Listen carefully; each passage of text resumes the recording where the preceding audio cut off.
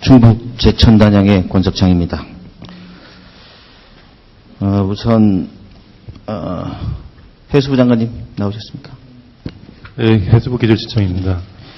세월호 특조위 활동 시한에 대해서 여쭙겠습니다. 네. 활동 시한이 종료되었습니까? 예, 6월 30일로 종료된 걸로 알고 있습니다. 우리 법에 보면 위원 임명이 종료된 날 이렇게 되어 있는데요. 네. 17인의 위원이 임명된 날이 언제입니까? 최대 위원이 3월 9일자로 15년 3월 9일자로 알고 있습니다. 3월 9일이죠. 예산이 확보된 날이 8월 4일. 8월 4일로 국무회의에 의결됐습니다. 예.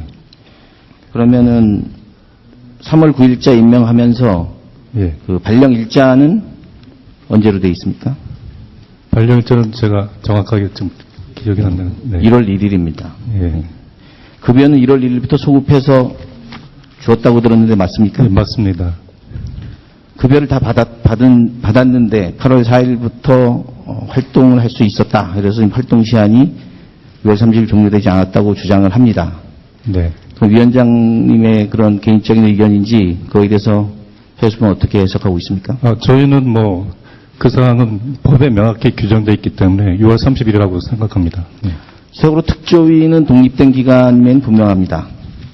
그런데 법에 의해서 새로 만들어진 어떤 특별한 기구입니다. 세월호 특별법을 유권 해석할 수 있는 부처는 어디입니까? 저희 해양수산부입니다. 네, 해수부에서 그렇게 유권 해석을 내렸습니까? 예, 저희는 이제 여러 차례 말씀드렸습니다. 6월 30일 날. 근데 어제 그 특조위원장은 자기는 그렇게 생각하지 않는다. 종료됐다고 보지 않는다. 이렇게 말씀을 하십니다. 친목단체도 아니고 해수부의 유권 해석을 지금 듣지 않고 있습니다. 해수부에서 그에 대해서 어떻게 조치를 하고 있습니까? 예, 특별하게 말씀드릴 사항은 없고 저희가 법에 명시적으로 돼 있기 때문에 저희는 그렇게 6월 30일 활동 기간이 종료된 걸로 이렇게 알고 있습니다. 제 의견은 질문으로 대신하겠습니다. 사드에 대해서 질문 드리겠습니다. 국방부 장관님? 예, 국방부 장관입니다. 북핵 미사일 위기가 지금 있습니까? 현존하는 명백한 위협입니다. 사드의 배치 목적은 무엇입니까? 북한의 핵 미사일 위협에 대한 우리의 대응 능력을 증강시키는 것입니다. 한미 방위 조약에 근거한 사드 배치라고 하는데 이 결정을 한국이 단독으로 하거나 미국이 단독으로 할 수 있다고 보십니까? 무엇을 단독으로 하는지 제가 사드 배치에 대해서. 예. 일부에서는 미국이 결정을 했다. 그렇지 않습니다. 사드 배치는 한반도 전시 작전 책임을 맡고 있는 전구사령관인 연합사령관 겸 주한미군사령관이 능력 신장을 위해서 사드가 필요하다라고 작전적 수준에서 판단을 했고 미 국방부에 건의했고 미 국방부가 그것을 승인했고 그래서 우리 국방부에 요청해서 협의해서 결정한 것입니다. 북핵 미사일 위기가 없어진다면 사드 배치도 철거되거나 철수될 수 있습니까? 그 문제는 지금 저희들이 섣불리 생각할 문제는 아니라고 봅니다만은 저희들이 북핵 미사일의 대응이라는 차원에서 필요하다라고 말씀했기 때문에 논리적으로 그때 가서 그런 상황이 되면 충분히 검토할 수 있는 상황이 될 거라고 봅니다.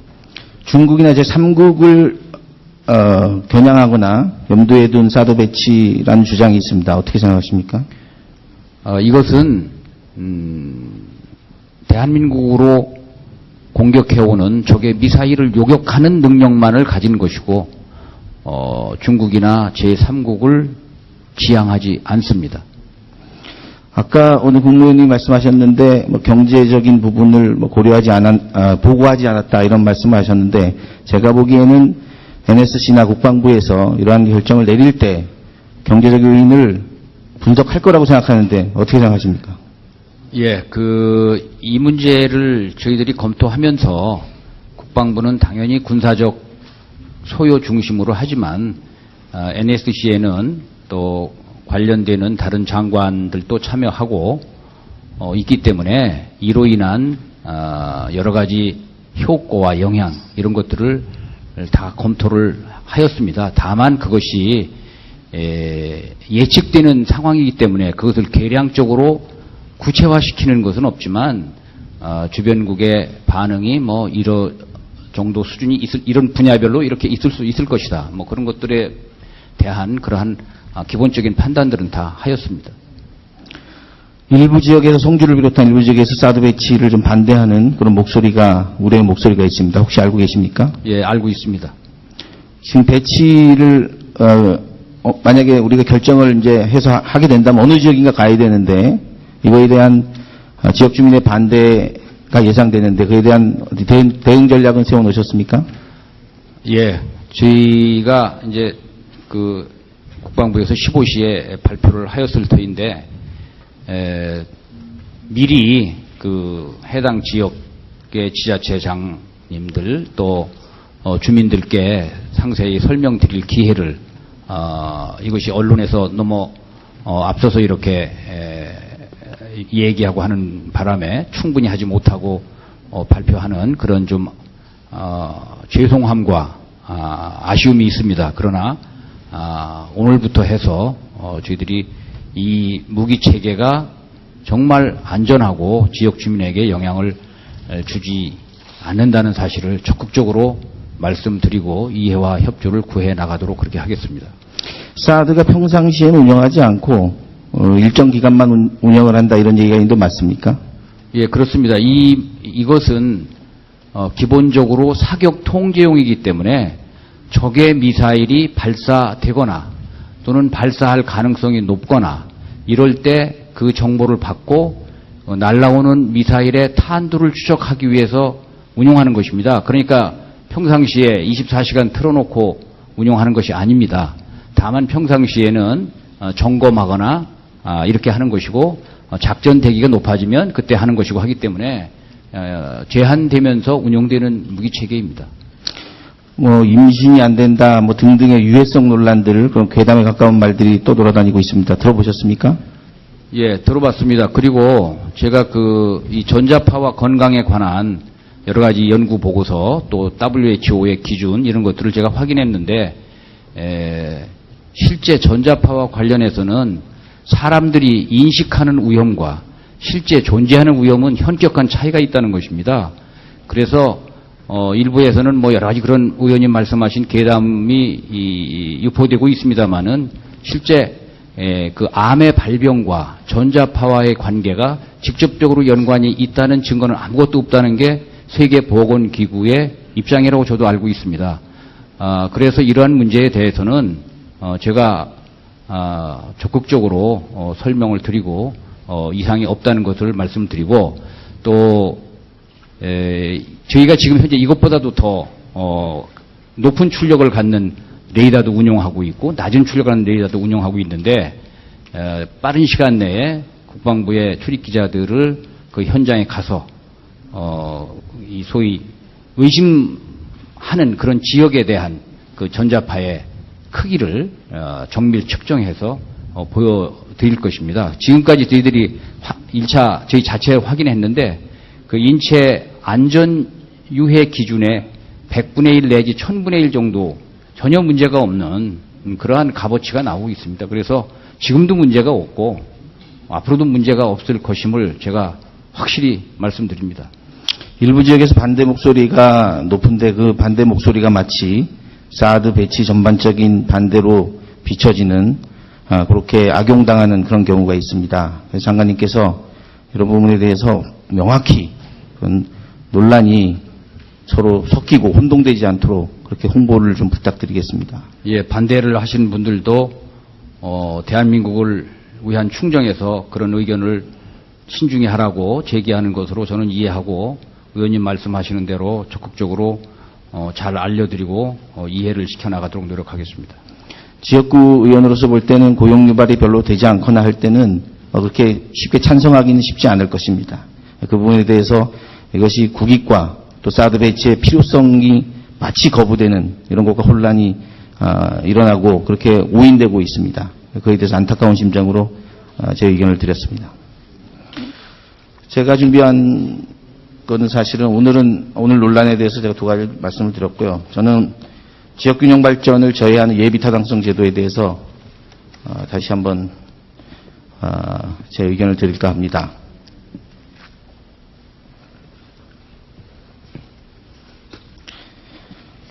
우리 헌법 제120조를 보면은 2항에 보면은 국가는 균형 있는 개발과 이용을 위해서 필요한 계획을 수립한다. 이렇게 되어 있습니다. 그리고 그 밑에를 보면 국계법, 줄여서 국계법이라고 합니다. 국가재정법, 예타 지침. 이 내용을 보면은 우리 예비타당성 조사 제도의 흐름을 보여주고 있습니다. 이 부분에 대해서 총리님께 질문 좀 드리겠습니다. 국토의 균형 발전에 대한 총체적인 책임이 우리 총리님께 있다고 저는 생각을 합니다. 이 부분에 대해서 혹시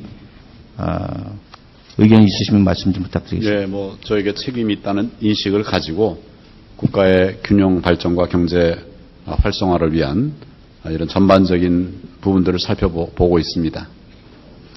국토의 균형 발전을 위해서는 SOC도 이제 한물간 국가정책이 아니라 여전히 필요하다고 보는데 SOC에 대한 우리 총리님의 중요성에 대한 총리님의 혹시 견해가 계시면 말씀해 주십시오. SOC도 여전히 중요한 일이고 또 고용 창출 효과도 또 많이 가져오기 때문에 필요한 부분은 필요한 때 진행을 해야 된다는 생각을 갖고 있습니다.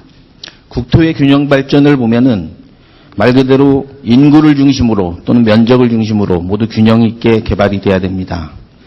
그 개발에 필요한 여러 가지 수단이 있겠지만 그중에서 가장 중요한 것이 정부 예산입니다.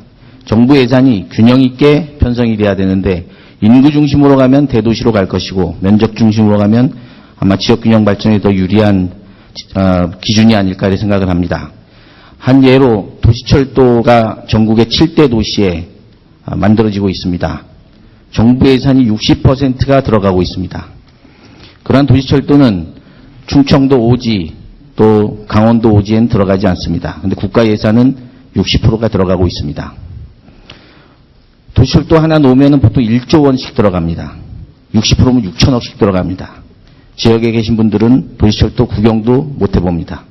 서울에 놀러 왔을 때 타보는 게 지하철입니다. 이 국가 균형 발전에 대해서 전체적으로 우리가 모르고 있는 이런 예산 문제에서도 균형 발전을 좀 저해하고 있는 부분이 있다. 이런 인식이 좀 필요하다고 보는데 총리님이 어떻게 생각하십니까? 다중이동시설에 관해서는 그 이용의 빈도수라든지 또 규모를 또 생각 안 할 수가 없을 것입니다. 그러니까 몇 천억, 몇 조를 들여서 하루에 몇십 명이 다닌다든지 이런 SOC 사업을 할 수는 없지 않겠습니까? 그러니까 그런 여러 가지 측면들을 종합적으로 고려해서 그렇게 판단하는 것이 맞다고 생각을 합니다. 물론 그렇게 해서 예타제도가 있습니다. 예타제도를 보면은 또 얼마 전에 대통령께서 춘천 속초 철도 사업에 과거에 타당성을 인정하지 못했던 사업이 드디어 됐다 이런 표현을 하셨습니다. 그만큼 예타 때문에 균형 발전이 저해왔던 것이 사실입니다. 지금 경부고속도로, 인천공항, 또 지금 있는 호남고속철도 전부 예타로 따지면 지금 기준이나 옛날 기준이나 통과하기 어려울 것입니다. 이 부분에 대해서 우리 기재부 차관님 나오셨네요. 예. 지금 예타 조사의 AHP에 대해서 알고 계시죠? 예. 간단히 설명 좀 부탁합니다. 그 경제성 분석으로는 충분히 반영하기 어려운 정책성 분석과 지역 균형 발전에 대한 부분을 AHP로 지금 나타내고 있습니다. AHP에 BC 분석이 40% 이상 들어가는 건 알고 계시죠? 예. AHP에 경제성 분석 외에 정책 분석이나 지역균형 발전 요소가 들어갑니다. 세 가지를 중심으로 하고 있는데요. BC 분석의 수치가 좀 높다고 생각 안 하십니까? 그 사업별로 조금 다를 수는 있습니다. 그런데 일단은 경제성이 어느 정도 확보가 되어야 그 사업이 필요성이 어느 정도 보편타당하게 인정이 된다고 보기 때문에 지금 한 40% 이상을 경제성을 보고 있습니다. 예. 60%를 이제 정책성 분석하고 지역 균형 발전 부분이 포함되기 때문에 그 부분도 상당히 많이 고려되고 있다고 할 수 있습니다.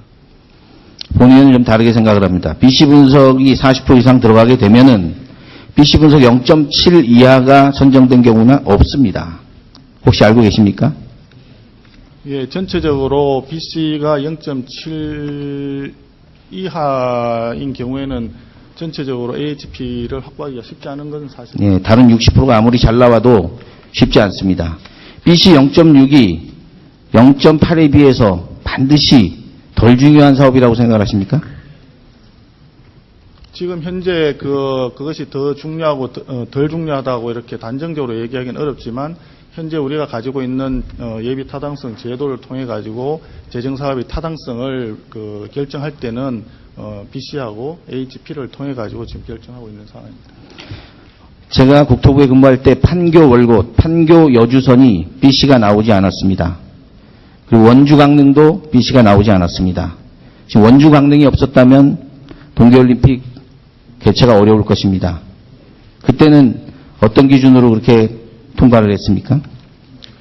지금 말씀하신 원주 강릉 같은 경우에는 의원님 말씀하신 대로 당초에 BC가 제대로 안 나왔기 때문에 예비 타당성 조사를 통과를 못했던 부분이었습니다. 그렇지만 그때 30대 선도 사업 그때 지정을 하면서 예비 타당성 조사를 전국적으로 각 지역별로 일정 사업 순환권 선정을 해서 면제를 해줬더랬습니다. 그렇기 때문에 예타 제도를 이제 우회에서 통과를 했던 적이 있고요. 또 그 이후에 올림픽 동계 올림픽 부분 때문에 조기에 추진해야 될 필요성이 대두가 되어서 그 부분이 충분히 고려된 그런 사례가 되겠습니다. 제가 30대 선도 프로젝트 잘 알고 있습니다. 서해선, 대곡, 소사선, 원주 강릉 다 그때 포함이 됐는데요. 그때는 BC에도 불구하고 국가적으로 중요한 사업은 한시적으로 실시한 적이 있습니다. 앞으로는 그런 혹시 예외를 두는 그런 선도 프로젝트 사업은 계획하고 계신 게 있습니까? 의원님 잘 아시겠지만 30대 선도 프로젝트를 예타를 면제를 함으로써 시행을 하다 보니까 경제적 타당성이 없는 사업들이 상당수가 포함이 되었고요. 그게 이제 국회에서 심사 차원에서 굉장히 그때 많은 논란이 된 바가 있습니다. 그래서 그 이후에 관련되는 법령을 고쳐가지고 예비 타당성 조사 면제되는 대상을 상당 부분 엄격하게 하는 요건을 굉장히 엄격하게 하도록 그 법령이 개정이 된 바가 있습니다. 그렇기 때문에 그 이후 현재까지는 그 규정에 의해서 예비 타당성 조사를 면제하는 것이 굉장히 어렵게 되어 있죠. 그래서 의원님 방금 지적하신 춘천 속초 같은 사업도 예비 타당성 조사를 새로 하면서 오랜 기간 동안 조사를 새로 하고 또 사업을 재기획하고 그렇게 해서 이번에 통과된 그런 사례가 되겠습니다. 그렇기 때문에 현재 정부로서는 특정한 사업을 이렇게 해서 예비 타당성 조사를 면제하는 것이 정책적으로도 어렵고 법규상으로도 쉽지 않은 상황이다 이렇게 말씀드립니다. 차관님, 제가 25년 동안의 공무원 경력과 오죽 답답하면 이 귀중한 시간에 이런 걸 제안을 했겠습니까? 지금 0.5가 0.7보다 반드시 낮은 사업이라고 보지 않습니다. 거기서 예타가 지금 본타가 되어 있습니다. 예타를 20개를 통과시키고 그중에서 국토부 장관이, 환경부 장관이, 산업부 장관이 선택할 수 있게 이렇게 예타 제도가 예비고사가 돼야 되는데 그걸 통과하지 않으면 전혀 사업이 시작되지 않습니다. 최근에 이런 얘기 들어보셨는지 모르겠는데요. 예타 500억에서 1000억으로 올리자 기준 들어보셨습니까? 작년에 기재위에서 충분히 논의를 했는데 애석하게도 최종적인 합의에는 이르지 못했던 걸로 알고 있습니다. 왜 그런 일이 왜 올리려고 한다고 생각하십니까? 그때 법안을 제기했던 의원 입법으로 발의가 되었는데요. 그 내용에는 당초에 예타 대상을 500억 이상으로 결정한 것 자체가 굉장히 오래되었기 때문에 그 이후에 상당 기간 물가 상승률이라든지 이런저런 거 고려했을 때는 예타 기준을 조금 인상을 하는 것이 더 적절하다 이런 이야기가 있었던 겁니다. 내막에는 그렇지가 않고요. 200억 이하의 건축사업 같은 경우에 일부러 건축을 195억에 맞춥니다. 예타 안 넣으려고. 700억이 필요한 사업을 일부러 450억에 합니다. 예타를 피하려고. 필요는 한데 예타 1000억 올리는 이유가 다 그런 데 있는 겁니다. 오죽 예타가 결정권자 각 부처 장관한테 전혀 제한권이 없습니다. 지금 본타가 되어 있는 이 현실, 지금 판교의 예를 들면은 판교가 통과를 할 수가 없었어요. 지금 판교가 여기 없다고 생각해 보십시오. 미래 수요 전혀 예측하지 못하는 현재 BC 분석입니다. 다시 한 번만 그에 대해 검토를 제가 다시 요청드립니다. 예, 의원님 지적하신 대로 이제 지역 균형 발전 부분에 대해서 조금 더 고려할 수 있는 쪽으로 저희들이 제도 개선할 수 있는 방안이 있는지 찾아보겠습니다. 국토부 장관이 나오셨습니까? 네.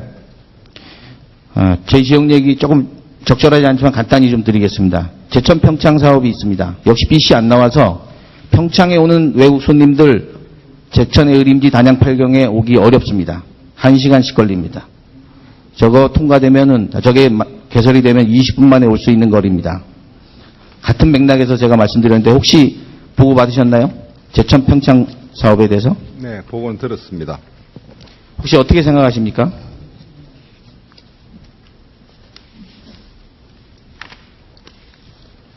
장관님, 네. 보고만 들으셨습니까?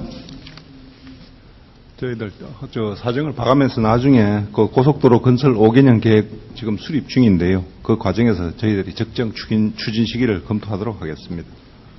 장관님, 네.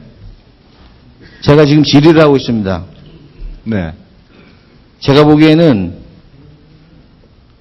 초선 의원이라고 굉장히 불성실하게 대답하는 것 같아서 다시 한번 말씀드립니다. 아니, 그렇지 않습니다. 들어보셨냐고 말씀을 주셔가지고 들어보고 그 내용이 그런 제의가 되고 있는 사업인데 저희들이 지금 고속도로 건설 계획을 수립 중에 있으니까 그 과정에서 저희들이 추진 시기를 검토하겠다는 그런 말씀을 드렸습니다. 제천 역사 지금 신축 현황 보고 받으셨습니까? 네, 간단히 들었습니다. 화면 좀 돌려보세요. 오른쪽 위에 암스테르담역입니다. 왼쪽은 제천역입니다. 물론 암스테르담역의 역광장이 시민광장으로 쓰여져 있습니다. 이용자들이 쓰는 게 아니고 시민들이 같이 씁니다. 지금 저 제천역을 역상한 관람 시축하겠다는 계획이 올라왔습니다. 이 B자형으로 도로하고 만났는데 제천역만 만들어지고 옆에 시민광장으로부터 옆에 역광장 다 없어집니다. 어떻게 이용하냐고 묻으면 도시계획도로라 모릅니다. 이렇게 지금 답을 하고 있습니다. 역사만 만드는 거죠. 그게 저는 이거 맞지 않다고 봅니다. 답변이 부탁합니다.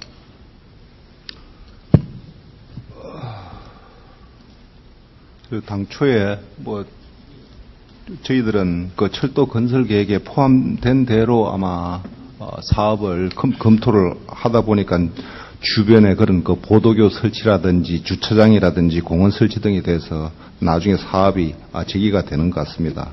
나중에 저희들이 역사 설계 시에 교통 영향 평가를 하고 필요성을 검토할 계획입니다.